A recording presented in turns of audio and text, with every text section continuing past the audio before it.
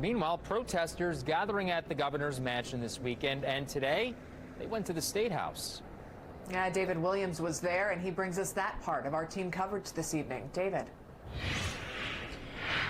When I talked to several of those protesters, one thing kept coming up. They're tired. They're tired of staying home, and they're tired of not going to work during this pandemic. Unconstitutional Hoosier hunker down order.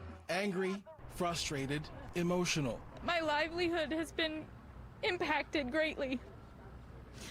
I'm chronically ill and I have recovered from COVID-19. Bree Henley used to work at a salon.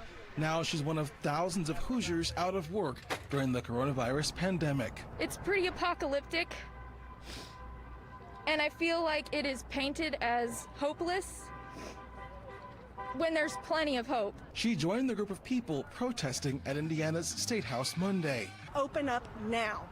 I was one of the organizers for Saturday. Despite Indiana's stay-at-home order, people here want Governor Gov Holcomb to reopen the state for business. I think it's important that we should keep people safe, sure, but the extent of this quarantine is ridiculous. Which is why Kelly Backlund drove from Fort Wayne to be here. We're tired of sitting in our homes. We're tired of sitting around. We want to go back to work, get our lives going together. As the number of positive coronavirus cases continues to rise in Indiana, I asked several protesters how soon they want our state to reopen. I would reopen now. I would have been reopened, so nobody would have lost their jobs. I talked with a couple organizers of today's protest. They tell me they are working on organizing another protest for May 1st.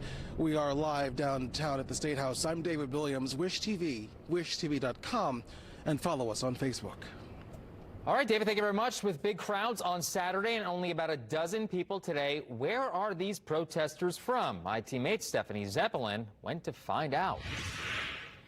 There were not very many protesters out here today, but the ones we talked to were all from Indiana. I've seen West Lafayette, South Bend, Fort Wayne, Indiana. There was a guy from Southern Indiana coming up. Allison Bricker organized Monday's protest and went to the protest on Saturday. She calls herself a lifelong Hoosier, but posts online suggest not everyone at these protests is from Indiana. This Reddit post says the Reopen Indiana site was registered to someone from Florida who made these sites for states all over. When we went to visit the site, it was shut down.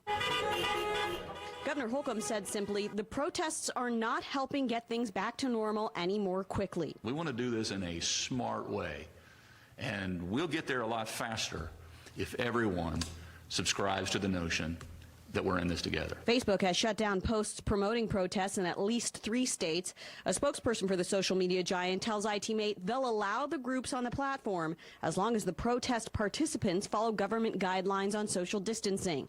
Organizers say they'll use other platforms if Facebook shuts them down. They say they're planning to organize more of these protests, another one here Friday at the state capitol. Stephanie Zeppelin, Wish TV, wishtv.com, and follow us on Facebook. All right, Stephanie, thank you very much. Meanwhile,